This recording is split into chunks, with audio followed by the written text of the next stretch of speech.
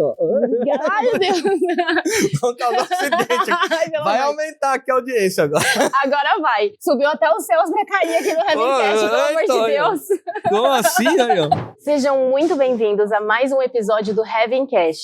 E hoje temos a grande satisfação de receber Marcos Palhares. Obrigado, Seja Isa. muito bem-vindo. Nossa, que prazer estar aqui no Heavencast. Adorei o convite.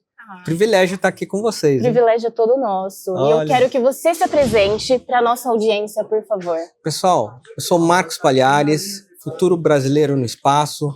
Eu trabalho com o astronauta Marcos Pontes hoje em dia. Sou conselheiro na World Adventure Society, na Fundação Astronauta Marcos Pontes, no Instituto Santos Dumont. Então, eu tenho aqui tentáculos em vários negócios e ajudo várias pessoas. E eu gosto muito da atividade aérea, atividade aeroespacial. Procuro inspirar as pessoas na atividade STEAM, que a gente chama, né, um modelo que a gente fala de ciência e tecnologia. É muito importante para mim ter esse bate-papo com vocês para poder replicar essa história para outras pessoas. Eu quero saber se sempre foi um sonho seu subir aos céus. Olha, quando eu era criança, assim, bem pequenininho, eu já empurrava a minha cama de propósito para perto da janela, para poder olhar as estrelas, ver a lua nascendo. E às vezes, quando não tinha lua, eu tinha um decalque no teto, né? Um decalque fosforescente. Então aquilo já desde cedo já me inspirava. Então, naquela época não tinha internet, a gente tinha que caçar informação em jornais e revistas. Eu tinha uma pasta de plástico que eu recortava as notícias, fazia o meu caderno aeroespacial e eu lia tudo.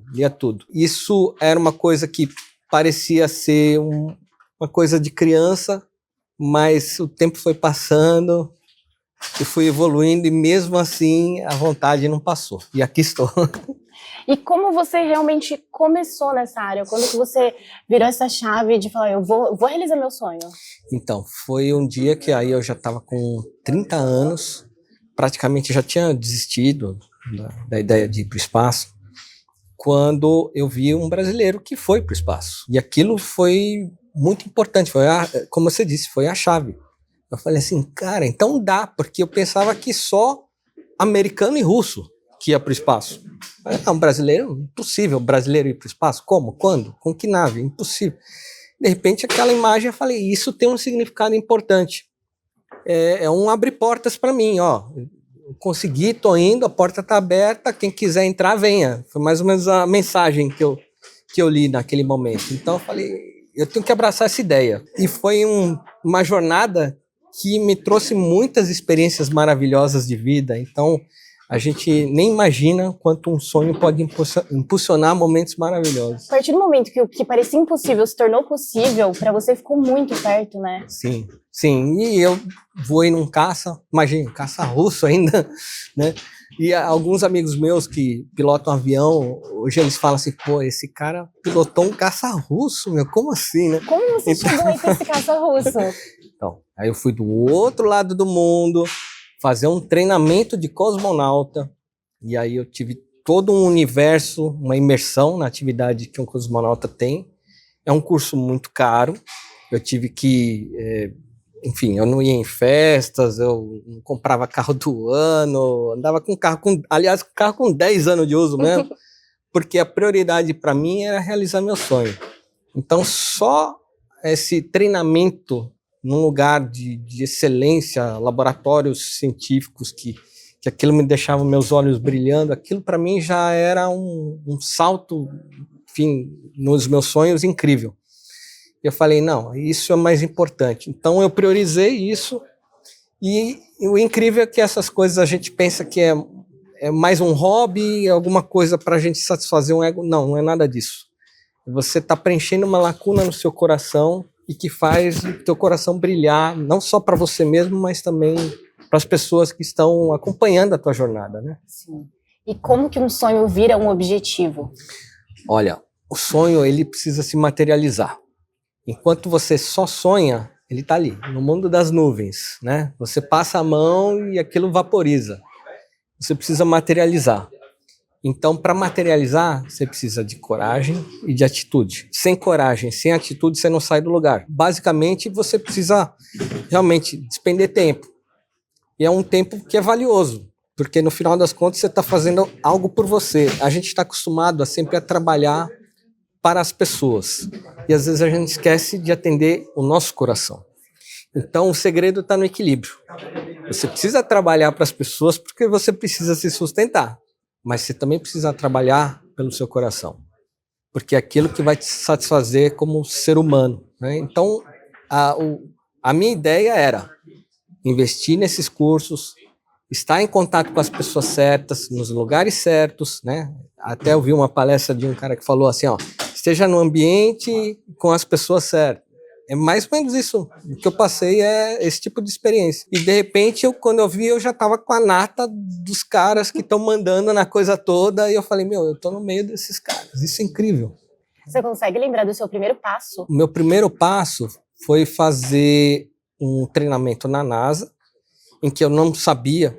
Você foi direto para a NASA? Direto para a NASA. Então eu fui turistar na NASA e quando eu cheguei lá eu descobri que tinha uma academia da NASA para treinamento. Eu falei, tem isso, mas isso aí é pro astronauta? Ele falou, não. Pode ser qualquer pessoa, pode. Eu falei, então aí eu já quero me envolver.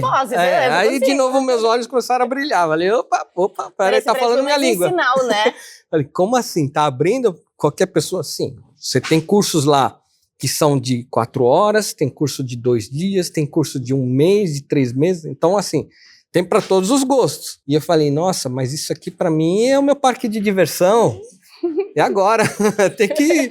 É o momento, tô aqui, vamos fazer. E aí eu conheci o primeiro astronauta da minha vida, que foi o Robert Springer, que ele participou de 3 missões da NASA. E eu lembro que eu perguntei, a minha primeira pergunta para ele, né? Eu cheguei assim, todo meio nervoso, tímido, tal, né? Falar, nossa, primeira vez que eu vejo um astronauta. Aí eu perguntei pro Robert, qual foi a sua missão, né? Como é que foi estar lá no espaço? Ele fala, classify, secreto. Não pode falar. Aí eu fiquei mais entusiasmado ainda. Eu falei, nossa, é disso que eu quero, então. Eu quero descobrir o que é isso, eu quero estar no lugar dele. Então, cara, classify. Não, peraí. Agora eu fiquei mais interessado. Agora que eu quero. Foi bem assim. E eu ouvi você falando muito sobre persistência.